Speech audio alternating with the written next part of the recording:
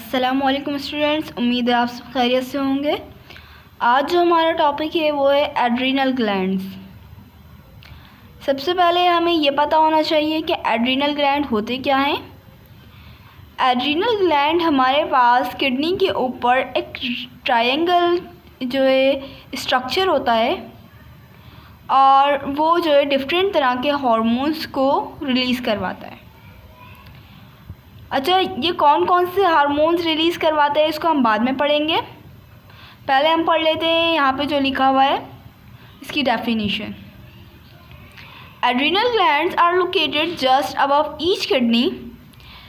अच्छा, वो कह रहे हैं कि एड्रीनल ग्लैंड क्या है, वो हमारे पास जो है एक ईच किडनी के ऊपर जो है लोकेटेड होते हैं। यानी हमारे पास 2 किडनीज़ होती हैं ह्यूमन बीइंग के अंदर, हमें पता है। तो यानी हर एक किडनी के ऊपर एक एक जो है एड्रीनल ग्लैंड मौजूद होगा। Each adrenal gland is compose to an inner portion. वो कह रहे हैं हर एड्रीनल ग्लैंड यानी एक किडनी के ऊपर जो एड्रीनल ग्लैंड है और दूसरी किडनी के ऊपर जो एड्रीनल ग्लैंड है, दोनों के अंदर एक इनर पोर्शन होता है जिसको हम क्या कहते हैं, द एड्रीनल मेडुला, और and an outer portion the adrenal cortex. Inner portion को कह रहे हैं एड्रीनल मेडुला और आउटर पोर्शन को कह रहे हैं एड्रीनल कॉर्टेक्स। उम्मीद है आप सबको यहाँ तक समझ में आया होगा।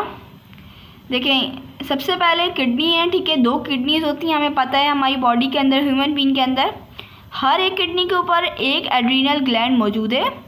उसके 2 पोर्शन है, 2 रीजन्स हैं, ठीक है। एक इनर रीजन जिसको हम कहते हैं एड्रीनल मेडुला और जो आउटर रीजन है उसको कहते हैं हम adrenal cortex.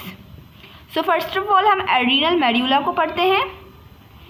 Adrenal medulla central part, ठीक है। सेंट्रल पार्ट का मतलब यानी इनर रीजन, इनर पार्ट, ठीक है, इनर पोर्शन प्रोड्यूसेस 2 हार्मोन्स। जैसे मैंने स्टार्टिंग में आपको बताया था कि हार्मोन्स को रिलीज़ करवाता है।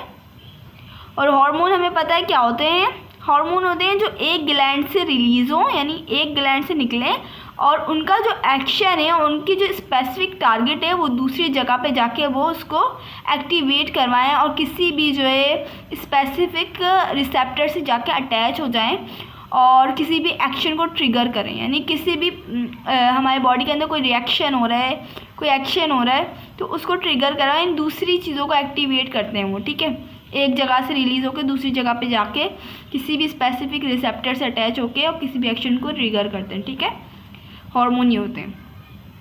तो वो कह रहे हैं एड्रीनल ग्लैंड जो है सेंट्रल पार्ट है, 2 तरह के हार्मोन को रिलीज़ करवाता है।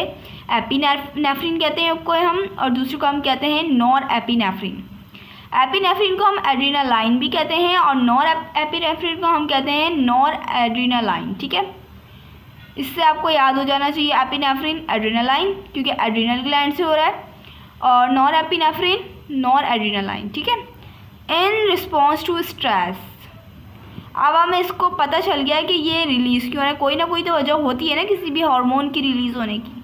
हमारी बॉडी में कोई भी मेटाबॉलिज्म हो रहा है, यानी कोई भी एनाबॉलिज्म कैटाबॉलिज्म, तो किसी वजह से हो रहा है ना। तो इसी तरह हार्मोन भी किसी वजह से जो है रिलीज़ हो रहे हैं और हमारे ह्यूमन किसी वजह से जो है एड्रीनल ग्लैंड को क्या कर रहा है, स्टिमुलेट कर रहा है कि अपने हार्मोन को क्या करें, रिलीज़ करवाएं।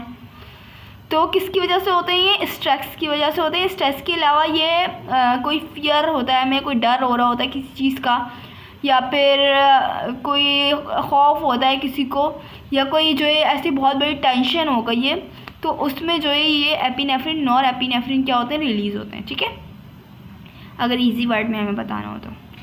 अच्छा, इसके आगे क्या लिखा हुआ है, the actions of these hormone trigger alarm responses similar to those elicited by the sympathetic nervous system, helping to prepare the body for extreme effort. Among the effect of these hormone are an increased heart rate, increased blood pressure, dilation of bronchioles, elevation in blood glucose, reduced blood flow to the skin and digestive organs, and increased blood flow to the heart and muscles.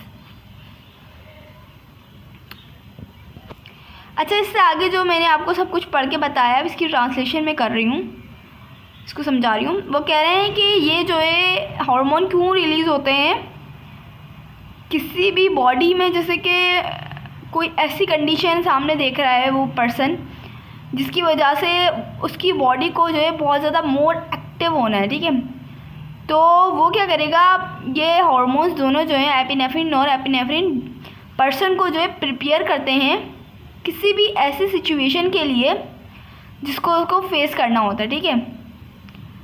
और ये जो है किस तरह activate होते हैं, sympathetic nervous system के through activate होते हैं, ठीक है। सिंपैथेटिक नर्वस सिस्टम हमें पता है, पैरासिम्पैथेटिक नर्वस सिस्टम होता है और एक सिंपैथेटिक नर्वस सिस्टम होता है। इनवॉलेंट्री प्रोसेस के थ्रू ये नर्वस कोऑर्डिनेशन के थ्रू जो है रिलीज़ होते हैं, ठीक है।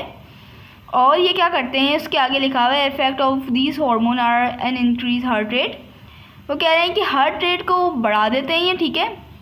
देखिए बॉडी को किसी भी चीज़ के लिए प्रिपेयर करना होता है। अगर कोई सामने आपके पर्सन खड़ा हुआ है और वो शूट कर रहा है, ठीक है, तो आप स्ट्रेस में आ गए फुल, तो आपका क्या होगा, सबसे पहले आपकी हार्ट बीट तेज़ होती है ना, तो हार्ट रेट को तेज़ कर देते हैं, ठीक है। उसके बाद क्या करते हैं, इंक्रीज़ कर देते हैं ब्लड प्रेशर।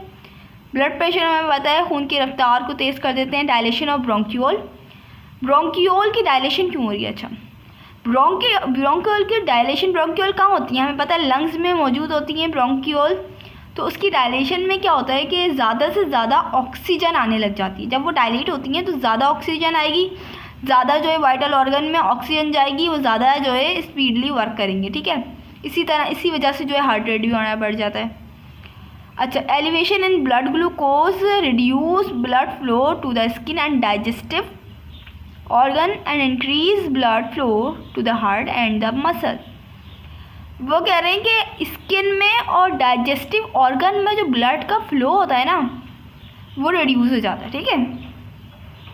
क्यों हो जाता है, अब ये भी एक रीज़न आ रहा है। देखिए स्किन और जो डाइजेस्टिव ऑर्गन है वो उस फेयर कंडीशन में कोई साथ नहीं देंगे हमारा, ठीक है। कोई शूट कर रहा है तो आपकी स्किन या डाइजेस्टिव ऑर्गन का उसमें कुछ लेना देना है नहीं है, ऑफ कोर्स, तो वहाँ पे जो ब्लड का फ्लो होगा वो कम हो जाएगा उस वक्त। अदरवाइज़ जो हमारे वाइटल ऑर्गन्स हैं लाइक हार्ट, लाइक हमारे पास लिवर वगैरह, ब्रेन, ठीक है, तो इसमें हार्ट का जो फ्लो, वो ब्लड का जो फ्लो है वो तेज़ हो जाएगा, ठीक है। तो क्योंकि हमें पता है कि हमें ब्रेन की उस वक्त ज़्यादा ज़रूरत होगी ऑफ कोर्स, और हार्ट रेट बढ़ जाता है ताकि खून की रफ्तार, हार्ट रेट जो है हमारा बढ़ता है इसी वजह से बढ़ता है क्योंकि खून की रफ्तार वहाँ पे तेज़ हो जाती है और खून की रफ्तार हमें तेज़ करनी होती है उस वक्त, ठीक है, ताकि हमारी जो वाइटल ऑर्गन है वहाँ पे ब्लड जाए, ऑक्सीजन जाए।